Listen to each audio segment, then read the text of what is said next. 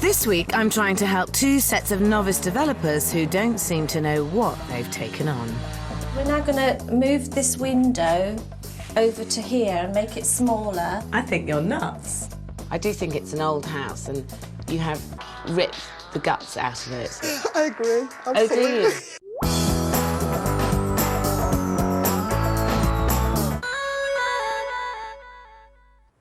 The lure of an extra income inspires many to dabble in developing while hanging on to the security of a day job. But this juggling act requires determination, dedication, and bags of common sense. As highly qualified scientists, these are qualities Julie Thomas and Lee Jones are confident they possess. They're really keen to get into property developing, and for their first experiment, they've bought this tiny 2 up, 2 down in the village of Shillington in Bedfordshire. The house needs total modernisation, but although Julie and Lee are complete novices, they feel confident that their scientific minds and methodical approach will make a winning formula, one to fulfil their dreams. The ultimate aim, really, of doing this is to make some money. And so we're really into sports cars. And so to be able to have a really nice flash sports car would be brilliant. This is an ambitious goal, and one I fear that could be asking too much of this battered little cottage. They bought it for £106,000 and plan to spend only £20,000 on its renovation. They hope to sell for £150,000 and make a £24,000 profit. We're going to try and keep our costs down by doing a lot of the work ourselves. We're probably going to spend most of our evenings here and certainly most weekends where we can. We think at the moment it's going to be great fun. How hard can it be, really, at the end of the day? In my experience, it can be very hard, and their naive enthusiasm is a worry. Julie wants this to be her second career, but despite having a PhD, she's done virtually no research for this project. They haven't even had a survey. Their 20 grand budget is tight, their 3-month schedule even tighter for 2 people with full-time jobs. And to top it all, their plans are unnecessarily complicated. Currently, the cottage consists of 2 double bedrooms upstairs, one a reasonable size, but the second very small. Downstairs, there's a living room, kitchen, and a small single-storey extension housing the only bathroom. Julie and Lee want to cram in a bathroom upstairs, but this means losing half of the already tiny second bedroom. To compensate, they'll move the stairs, which is a huge job, and means downstairs the little sitting room will become even smaller. This is crazy. Julie and Lee seem to be making changes for change's sake. And they're failing to address the cottage's real problem. It is really small, this house. Yeah. And my question mark would be whether you're spending the money in the right area to really add value, because the problem with the house is how big it is. Yeah. To add value to this house, you need to add square footage. It's not a solution to the layout to just move the stairs and stick a bathroom in. I just don't believe you're going to make a profit on this unless you extend it. The house already has a small single-storey extension, but it's not big enough to really help the layout problems. I think they should demolish this and get rid of the old kitchen and build a new full-width 2-storey extension. Downstairs, this will give them a great kitchen diner with French doors leading out onto the garden. And upstairs, they'll have 2 good-sized double bedrooms and a family bathroom. If you extend the house out here, you end up with more square footage. More square footage equals more value when you come down to it. I would love to be able to do it. It would just be fantastic. But, I mean, if we can get, you know, a builder who can do it within our budget. The end value of this, if you've sold the layout and you've got a really great 2-bedroom house, that's how you'll get your 150,000, 160,000 resale. But I think with a sort of slightly awkward one and a bit bedrooms, you're going to be getting less money, and the difference is going to be bigger than the cost of the extension. Have another look at it. Sometimes the only way to make money is to spend money, and doing an extension here will more than pay for itself. In fact, without it, they're very unlikely to get the £150,000 sale price they're after. But they've left themselves with very little flexibility. We haven't really got a contingency in place, and that's our biggest concern really, is that 20,000 is our limit. Julie and Lee have mortgaged themselves to the hilt, so need to squeeze every drop of potential from this place, which means an extension is essential. But while they're reluctant to do work that will add value, they're getting stuck into work that won't. I've never used a crowbar before. Oh, it's hollow.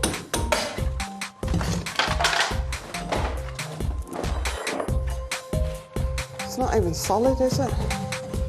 Lee thinks buyers would prefer the house to look more modern, so he wants to remove all the old plaster so it can be redone to make neater, straighter walls. What he fails to realise is that this is a quaint period property and uneven walls only add to its charm. They haven't the first idea what it is they've bought. What I'm worried about is I'm not seeing any brick. If you look at the outside, we're going to be outside in a minute. How thick is it? Not very. How did they make cottages in those days, terraced houses? A Watland daub. Watland daub. We've just spent £106,000 on a bundle of sticks, really. I think we should maybe just stop there and just take the paper off. Julie's right, I think they should stop. There's nothing wrong with these walls. This is a timber-framed cottage with traditional laths and lime plaster. It's madness to be tearing it apart willy-nilly. Lee's modernisation plan could actually ruin the character of the house, and I'm starting to wonder whether science and property development are such a good mix.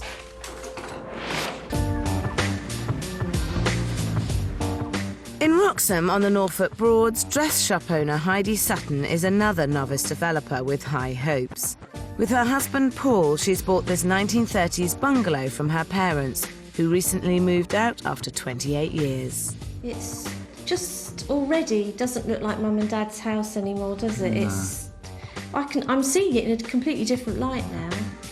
Heidi's hired a team of builders but is keen to learn how to project manage herself, as she's hoping this will launch her new career in property. Renovating my parents' house is like an ideal opportunity for me to get into something that I really wanted to have a go at. Heidi bought the bungalow from her parents for the bargain price of £200,000. She has £37,000 to spend on the refurbishment and hopes to sell for £300,000, which means she'll make a very tidy profit of £63,000. Such a high profit isn't unrealistic, as Heidi did get a bargain price from her parents. But even potential as good as this can be wasted through bad planning. The success of this project will depend on whether Heidi's skills can transfer from running a clothes shop to running a building site. So you're going to be in control of the builders then? Yeah, I just like to keep an eye on the builders and make sure they're doing everything as requested. So when things go wrong, do you think you'll find it easy to pull them in? Very easy. Really? So you're quite good at being a boss? Yes, I can. Yeah, I can be if I put my mind to it. I don't necessarily find it easy, but I can be if I want to, yeah. I think it's quite important that you feel that you can get on quite well. I think you've got to quite like your builder. It's a very difficult relationship to manage. I mean, the important thing, though, is to remember who's paying who. Yes. And who's in charge. Yes. Heidi sounds confident, but she's got her dress shop to run, so I hope she realises just how much time and attention the development is going to demand. At the very least, she needs to know what's happening on site.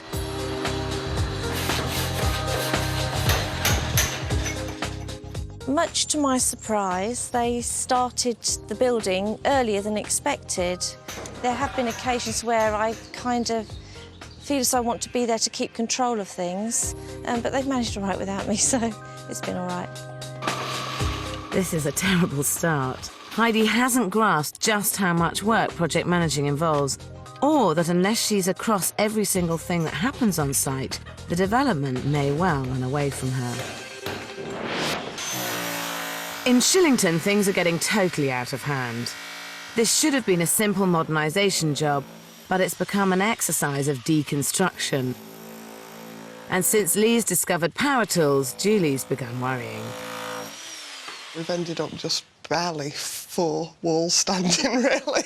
Structurally, the rest is sort of come out. I mean, the house is like levitating. It's like, we're amazed it's still standing. Every time we drive down the road, I keep thinking it's not going to be there. It's just going to be a big pile of rubble. It's going to have caved in on itself. She's right to be worried. I don't know how much more of Lee's modernisation this poor little cottage can take. In Shillington, Bedfordshire, scientists Julie Thomas and Lee Jones are devoting all their free time to their first development. Without the benefit of experience or research, they've unnecessarily ripped the plaster from the walls of their cottage. Now, in his drive to take everything back to basics, Lee's begun demolishing the bathroom and is disturbingly confident.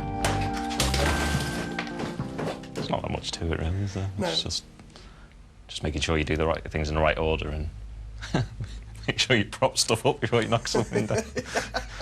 Lee's version of modernisation is more like demolition. And with no spare walls left, he's turned his attention to the floor. Perhaps rather late in the day, Julie started doing some research. Looking on these reclamation websites, I actually found that you're looking at about £150 a square metre to buy 30-centimetre original floorboards. And we actually burnt ours on the bonfire. It was just naivety. We just didn't realise. I mean, I thought we might be able to keep the original boards and we might be able to sand them. And Lee was like, you know, just wanted to take them out anyway. He was saying, no, we'll just get new. But I really didn't know that they were that valuable. And as their profits go up in smoke, so too does the character of this 150-year-old cottage.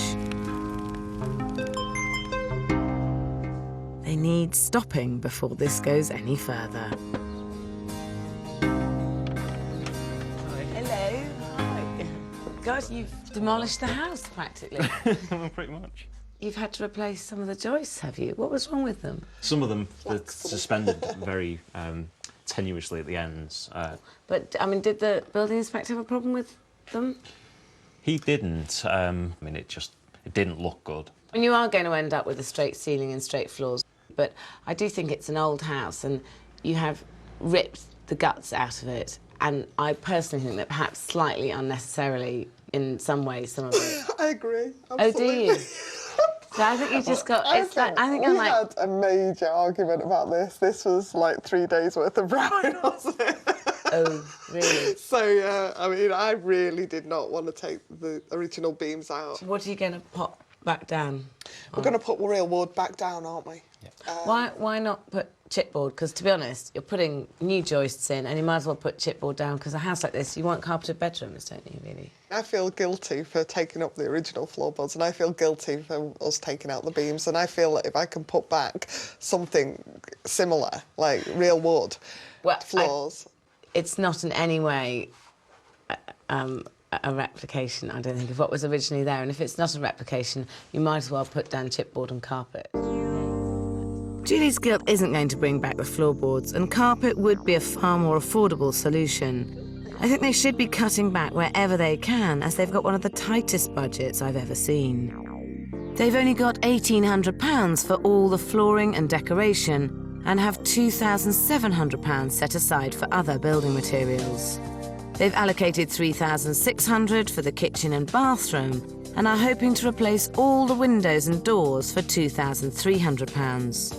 To renew the electrics and install the new plumbing, they've allowed £1,600, and they've another £1,600 for damp proofing and timber treatment.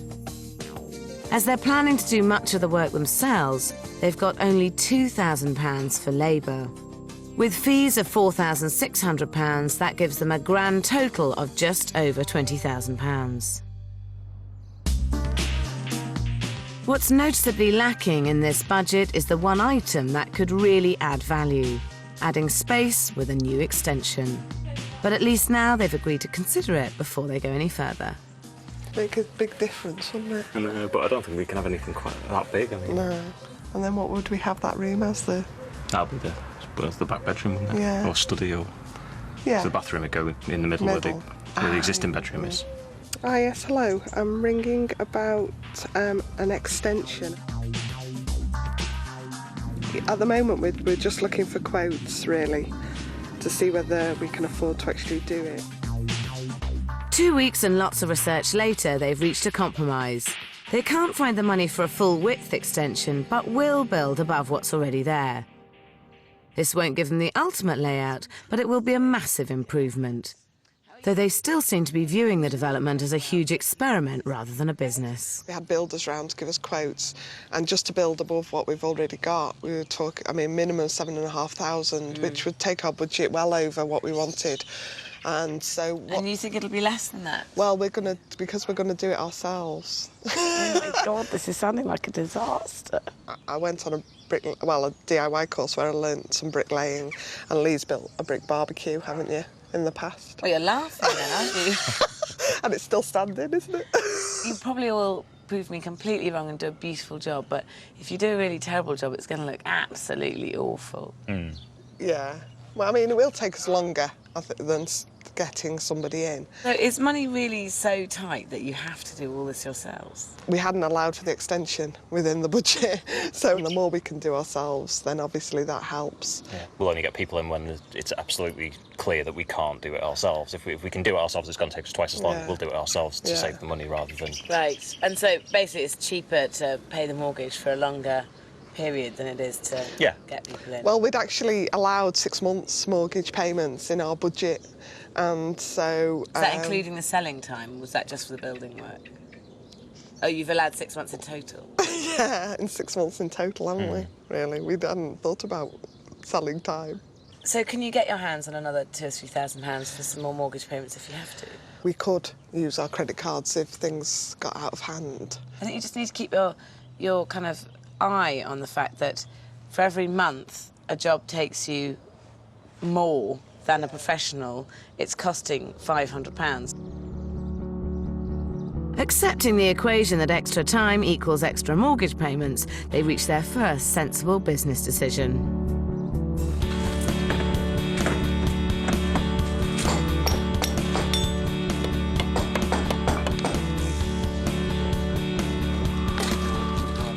But bringing in builders is not something that Julie has taken lightly.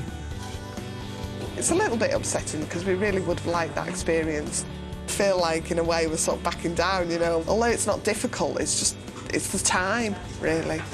And we are in it sort of as property developers. And so you've got to look at the overall costs and what's going to be the cheapest option. And it is working out cheaper getting people in. We've got it up in a day, so I think if Julie and Lee had had a go at it, it'd have taken, I don't know, 2 to 3 weeks.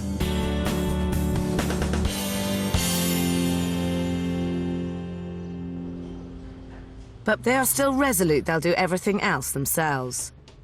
True to their scientific backgrounds, they've started reading up and have realised the cottage's quirkiness is central to its appeal. So instead of modernising, they now want to renovate in a traditional manner, including replacing all the lime plaster they just stripped off. We've been advised by several people that it's not actually that difficult. As long as you sort of don't try and rush it, take your time with it, then it is relatively easy. They've forgotten the fact that time is money and they're short on both.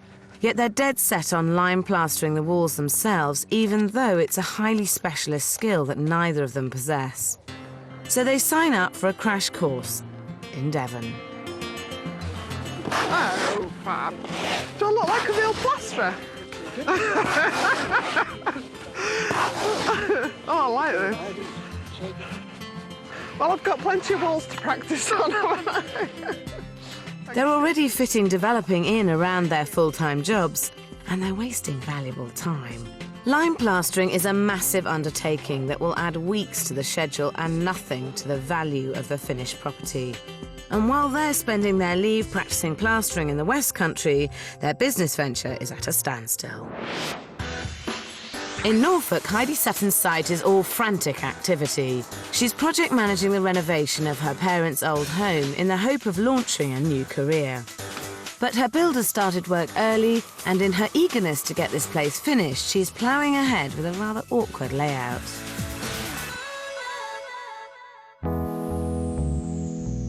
At one end of the bungalow, there's currently a living room, 2 bedrooms and a bathroom. At the other end, there's a study and kitchen overlooking the garden. Heidi hopes to maximise profit by turning the study into a 3rd bedroom with its own ensuite. But to avoid accessing the bedroom straight from the kitchen, she's separating them with a corridor. But this eats into the kitchen space, and what could be a lovely view onto the garden is obscured by this imposing wall. Heidi should reconsider her plans. Hi, how are you? I'm fine, thank you. So, I mean, this is quite bizarre. It's a big hallway here. And I do find this wall slightly bizarre here. There's such a great view out to the garden, and it kind of breaks up the space. Funny you should say that, because I thought that when the plans were given to me by the architect. What do you think? This, I think it's a bit more imposing than I initially thought it would be, and where we've had, in previous times, we've just expected to see quite a big expansive kitchen. Well, now it's been shut down. If you do have reservations, think about it now, and I would change your mind now, because I assure you that once this is plastered and it's all finished, if you still are feeling, oh, I wish we hadn't done that, you'll be really kicking yourself. Whereas, I mean, now taking a wall down is relatively simple. Is it going to make much difference to the value of the property, though? Ultimately, the reason someone will pay top whack is because they don't need to do any work to it and they can move straight in, and it's the best possible layout that it could be. I personally would take the wall down. Heidi's idea to create a 3rd double bedroom is a good one, but instead of putting it in the old study, I feel she'd be better off putting it in what was the living room. This would mean all the bedrooms would be together at one end of the bungalow, and the other end could then be opened up, transforming it into a light open-plan kitchen living dining area. With French doors onto the garden, there'd be great views from the living areas. This simple open-plan layout would have a wider appeal. Sarah said it's never too late to change your mind about anything, and I thought I felt that way too, but having been the person that's in charge of what's going on and having to turn around to the builders and say, whoa, whoa, hold it, you know, we've changed our minds, we're going to do this, we're going to do that, you're going to have to pull this down and put that window there and cancel that order. I can't do it at the moment. I haven't got enough confidence to do that. Heidi started this project with a naive belief that managing a team would be easy. She's actually finding it much harder than she ever imagined, but she really needs to regain her confidence and have a rethink. A 100 miles away in Shillington, Julie and Lee are now paying for their demolition derby. If they hadn't stripped back all the walls, this project could be nearly finished. As it is, they've got a huge amount of work ahead of them, which they're still trying to fit around their full-time jobs. But Julie has her rose-tinted glasses on. It's not so much about the profit, it's more about the love of what we've done and enjoying what we've done. I really love the cottage. I kiss it secretly sometimes. Just there, kiss it and talk to it when I'm on my own.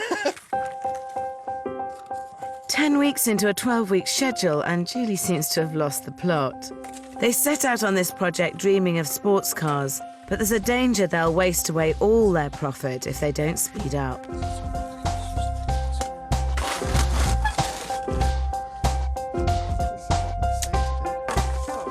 This is the bit I've been dying to do. I'm getting there. Okay, Lee, I don't think I'm gonna be good at this, actually. Oh, that's not how it was at the course, was it? I admire their determination, but this is going to take forever and could look awful. Have they forgotten they have tens of thousands of pounds riding on the success of this project? I don't think we've taken it on too much here. I mean, I think it's great. Even it takes us like twice as long or 3 times as long as somebody else. We're going to have done it. She's still ignoring the fact that going over schedule means going over budget, which means less profit. They're treating this more like a hobby than a business, but they're still convinced that they're going to make the returns they need to finance a new, flash lifestyle.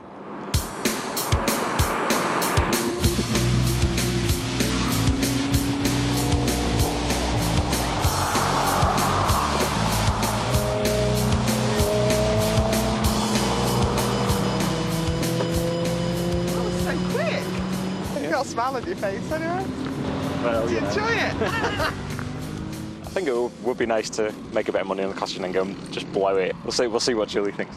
I prefer to spend the money on another development because to me this is just the first of many. But I don't know. I want to have a car. You'd like a car, wouldn't you? Back in the real world, unfortunately, dreams of either a new car or a second development are still somewhat premature. Julie Thomas and Lee Jones have been working on their cottage in Shillington, Bedfordshire, for a long 4 months. They plan to have it back on the market by now, but while the outside is getting a lick of paint, decorating the inside remains a distant pipe dream. Stuck at work all day, Julie knows time is marching on and is frustrated by having to juggle her commitments. You know, sometimes you wish you could be doing just one or the other and fully concentrating on one or the other job. But I really enjoy the sort of the mental challenge of my job and then the physical challenges that we've got in the evening. And as they're still determinedly refusing to get in outside help, their only hope of making progress at the cottage is to work late into the night, every night, and Lee's gamely taking on ever more specialist jobs. He's never done any plumbing before, though, and with his inexperience and exhaustion, mistakes are almost inevitable. Julie, Dave, plumber. You've got a slight problem on your bathroom. Everything leaks. It doesn't take a professional long to sort it out, and I think next time he might leave this job to the experts. Setbacks and his long hours are starting to take their toll on poor Lee. It can be a bit tiring. I mean, juggling, working on the cottage as well. I mean, what is it now, about 10 to 7? I'm just heading back now to go home and get changed and then go on to the cottage. I'm sort of getting a bit annoyed with it, you know, that we're not making as fast a progress as I thought we would. These two have never really worked out the most efficient way of approaching this development. They're not doing themselves any favours working in this haphazard fashion, and I don't think they're doing the project any favours either. How are you getting on? Oh my goodness. A mammoth task still. It does look a long way off being finished. I still think we've only got a few weeks left. We're not as far as it looks. I think now's the time that you really have to start working out whether this is a business or whether this is a hobby. And if this is a business and it's about making money, you need to get it finished and back on the market at whatever cost that is. I think what you should be really thinking about doing is getting extra help in to get it finished, because this is 6 months in. I think you could be here for another 6 months, quite realistically. We don't want to hand it over to somebody now, do we? I mean, all the actual, structural work's been done, the hard bit. This is the nice stuff, putting stuff out. The market is changing fast, and you need to get it sold while there is still some profit in the development. Yeah. I mean, I think we're still pretty much all right. We have been following the market, haven't we, quite closely. And there are properties that are similar size to this that are now actually on the market right at this moment at 180,000, 179,000. So have they sold? Not yet. Julie and Lee are being optimistic if they believe they'll get £180,000 for their place. We need to check out the competition. This cottage is just up the road. It's a similar size and period, and it also has 2 bedrooms and an upstairs bathroom. So, how do you feel that this compares with your house?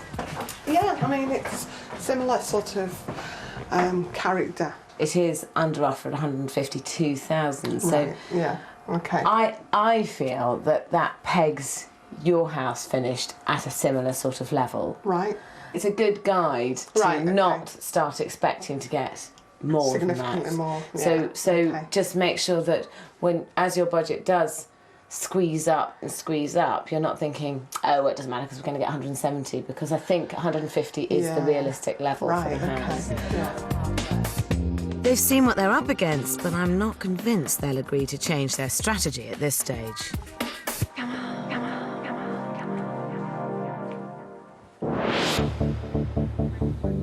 In Norfolk, despite Heidi's somewhat erratic project management, the development of her bungalow is bang on schedule. In fact, she can't get it finished quick enough. I am probably the most impatient person on the planet. I always want things done now. And it's because she's in this constant rush that Heidi never paused to plan her development properly. She seems a little out of control, and her decisions are made on the spur of the moment. While you're here, Heidi, your Yes. extractor unit, which has gone up on the wall there, Yeah? do you know whether you're going to have it extracted out of the room via a pipe, or do you think you're going to have it extracted round in the room? I can't remember. I can't remember what I ordered. You got a chop. I think I've come to a decision, Bob, on the fireplace at long last. I'm going to put a normal fireplace in there. Will that have electric ignition on that, or will you just have a push-button ignition?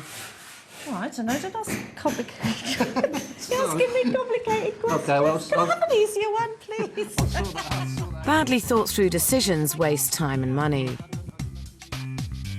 Even a major purchase like a new bathroom is rushed into because it was ex-display and seemed like a bargain. And was it a bit of an impulse buy? I think it was a bit impulsive because I knew that the builders were ahead of schedule, and at that time they were asking that I get the bathroom suite. Did you just think, this is cheap, let's buy it, and not think about the fact you had to fit it into the space? It did occur to me, and I thought it would fit into the space, but it wasn't until I came home and I suddenly realised that I'd got the space right, but I'd forgotten about the window. Yeah. So what's your solution? We're now going to move this window over to here and make it smaller, because that means this will be wall here, which will be better for a shower anyway, because I'm having a shower as well. It seems like an awful lot of hassle to go through. You got a cheap bathroom, so you had to move the window, brick up the wall. Yes. I think you're nuts. The thing to do is to get another bath. You can get a bath for under £100 and sell this one. If you can get 20 quid, well, all the better for it. And the £80 difference is going to be a lot cheaper than moving the window. Right. And where would I put the shower then if I left the window there? Then you'd flip it round. You have the So taps the at this shower at that end, end. with the shower above. Funnily enough, actually, ex-display kitchens and bathrooms aren't always as cheap as they seem. By the time you shoehorn them into a space and somehow try to make them work. Well, they're not in this case, are they? No. Oh no. Because the window is on order and the suite is on site, she ploughs ahead with her rather more costly and complicated solution. It's been quite a big job, actually. It's been quite expensive to do it. We did try to explain to her, you know, the cost of it, but, you know, in the long run, whatever the client wants, the client gets. And this client is struggling when it comes to project management.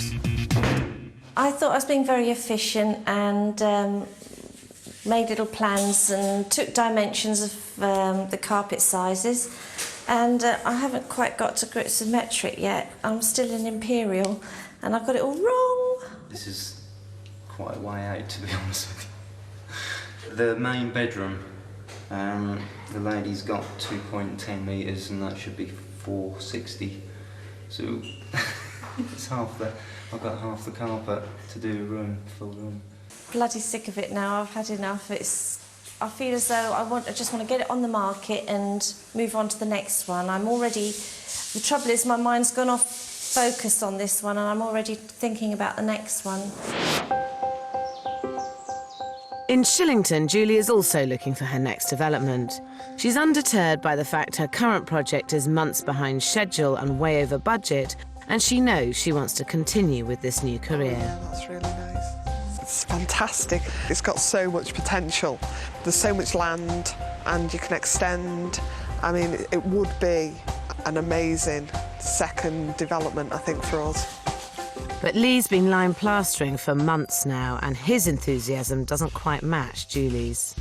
Get a bit sick of it, really. I mean, it's dragging on now. It's took a lot longer than we anticipated. I think the chances of us actually doing another development within the next few months, or you know, the next 6 months or so, is very slim. I'm all ready to plough straight into the next one, whereas he's a bit more cautious and wants to actually wait and see what profit we make on the current house. I initially said that I'd be happy if we made a profit of £10,000. I mean, I think with the amount of time we have actually spent on the property and the amount of work we've actually done, I would say, you know, 10 grand probably wouldn't be worth it. I wouldn't do it again for that much.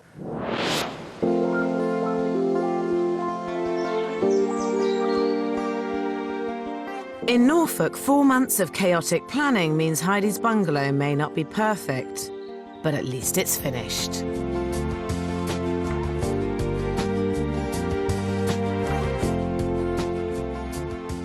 What started out as a dated 2-bedroom property has become a light, airy 3-bedroom home.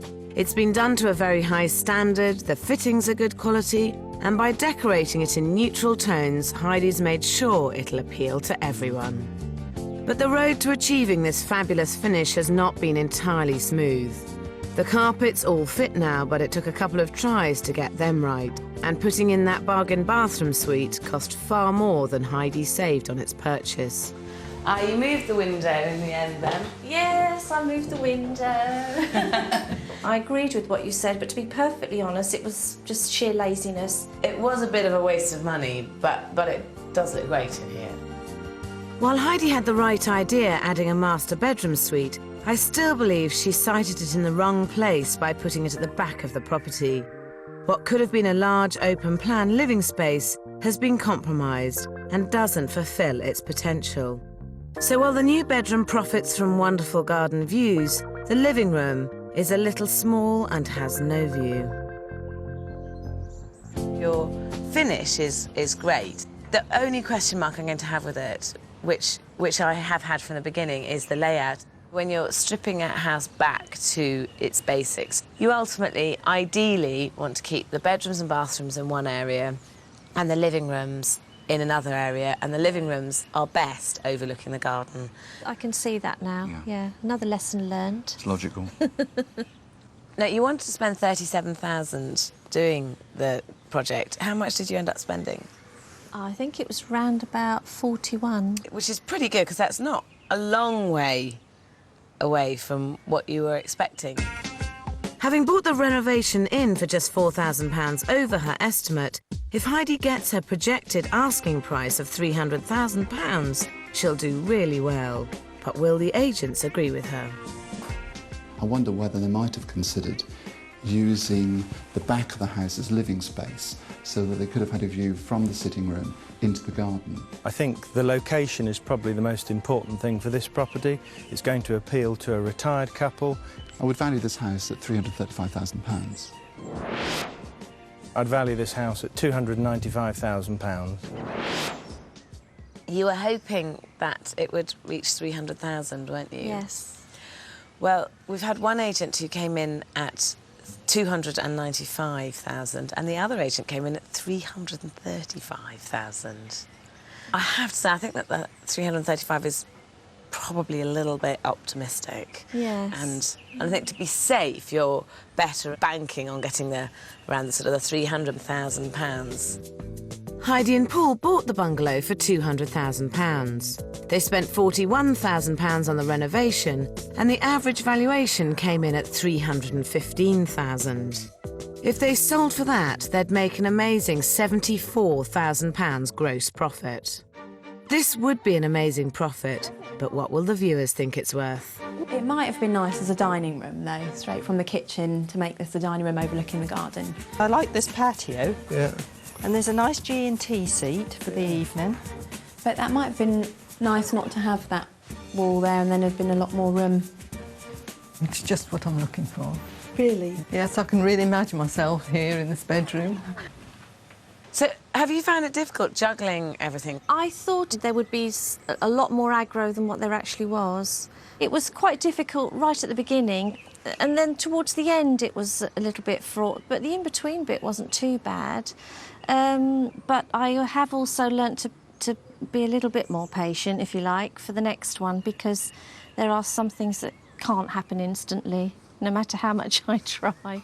I think what's really exciting is you really do feel very enthusiastic about this. And yeah. So, I mean, you've been absolutely bitten by the bug, haven't you? Totally, totally. Yeah. Something I've always wanted to do.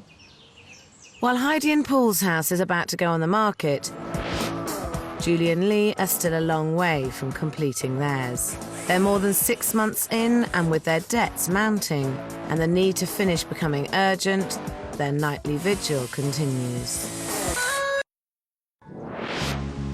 8 months ago, Julie Thomas and Lee Jones threw themselves somewhat blindly into the renovation of their Shillington cottage. They didn't know what they'd taken on, nor exactly how to go about changing it. One very steep learning curve later, it's finished. Hi. Wow, gosh, what a difference. You can't help but admire their perseverance. They've worked phenomenally hard and brought about an incredible transformation. They did a lot of work that they didn't need to, including replastering every wall, which took months, but the end result looks lovely. They've managed to give the cottage a feeling of rustic, cosy charm, retaining its character while bringing it up to date for the modern market.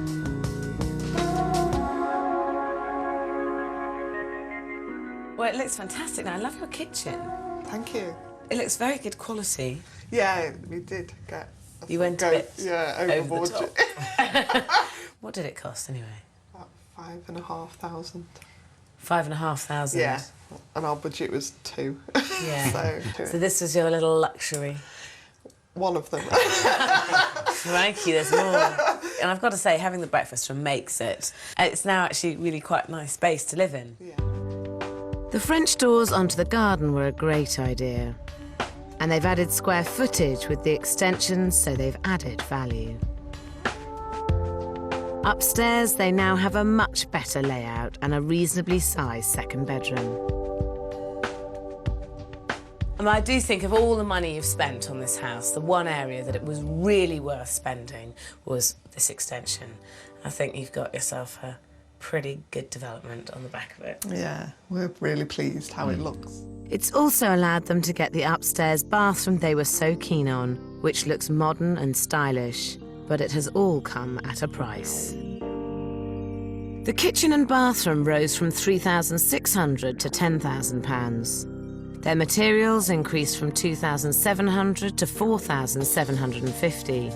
Replacing windows and doors came in just £200 over budget at £2,500. But electrics and plumbing increased to £2,600. Decoration and flooring came in on budget at £1,800, and they saved on damp proofing and timber treatment, which fell to just £550. Labour costs nearly tripled to £5,500, and with the extra mortgage costs, their fees went up to £5,775. They spent £500 on the garden, which they hadn't allowed for at all, which means their total rose dramatically to nearly £34,000. You did overspend by a lot. How did you find the extra? Credit cards, really. So you really do need to sell this place quite quickly then? Yeah. Yeah. I mean, it would be pretty disastrous to still be sat here in 6 months. But You wanted to do this project in 3 months. It's actually ended up taking 8 months. Why do you think it's run so far over what you originally expected? Things take longer, actually, than you think. And especially when we're working full-time. We could have got away with doing a lot less, actually. But I feel like what we've done with the house means that it will stand for another 100 years. Although they initially hoped to sell for £150,000, their expectations have escalated over the course of the development. Now it will all come down to what the agents think. That's a nice cosy room. It would have been nice to have continued the extension to the full width of the property. Well, this is nice and spacious. Lovely kitchen. I like the finish here. Don't know why they've gone for the lime plastering. The property's not listed, so it's really an extra, in my view, they could have done without. I think, showing-wise, perhaps this piece of furniture is a little bit too big, actually. Oh, wow, they've spent some money in here. First floor bathroom in a cottage like this really sells it. The market is getting much quieter now we're going into the Christmas period. However, properties like this, they always sell, providing they're on at the right price. I would value this property at £159,950. I think the property will achieve £160,000. I would value this property at £165,000. Well, we have had 3 valuations. Yes. The average of those is £161,650. It gives you a profit of £21,675. If you walked away with that profit, would you be happy with that? 20,000, yeah, I mean, it's... Yeah, I mean, a little bit disappointed. I expected it to be actually worth a bit more than that. I think, I mean, if we could sell it for 160 tomorrow, then... Gosh, yeah, we'd be happy and walk away with the money. Yeah. That'd be, I mean, that'd be fantastic. What matters now is whether the viewers will be willing to pay enough to justify the months of hard work. Okay, not bad. First impressions? No, I like it. Oh, lovely bathroom. You couldn't get more than one person doing anything, really, could you? No, but that would be my excuse for not being in the kitchen. Nice little room. It's quite noisy. Well, you take your shoes off, didn't you, sweetie? If it was on the market for £150, I would definitely put in an offer for it. Overall, I like it. Yeah, I had a few reservations about the ducking into the door and then the low ceiling. You get over that almost instantly and you warm to the place. The care and attention Julie and Lee have lavished on this cottage shows through, but I'm not sure theirs was the best way to approach a business venture. What would be your one piece of advice that you would give to another person who was thinking about developing? Probably not to try and do all the work yourself. If we would have made a little bit more use of people, then we probably could have turned around that bit quicker. And yeah. I think you've earned your money. In the last 8 months, you've given up every weekend and every evening, practically. So what are you going to spend the profit on? Another development or a sports car? The development. Immediately. Julie and Lee need to sell this before launching into a second development. But in Norfolk, Heidi's bungalow is under offer at £305,000. £5,000 more than she'd originally hoped for. And she's already starting on her next project. Bring it on! After only a week on the market, Julie and Lee have accepted an offer of £162,500. But for the time being, they're just enjoying their return to normal life. Developing a property whilst holding down a full-time job was never going to be easy, whether you get the professionals in or do it yourself. But as these developers prove, if you've got the tenacity and drive to see it through, anything's possible.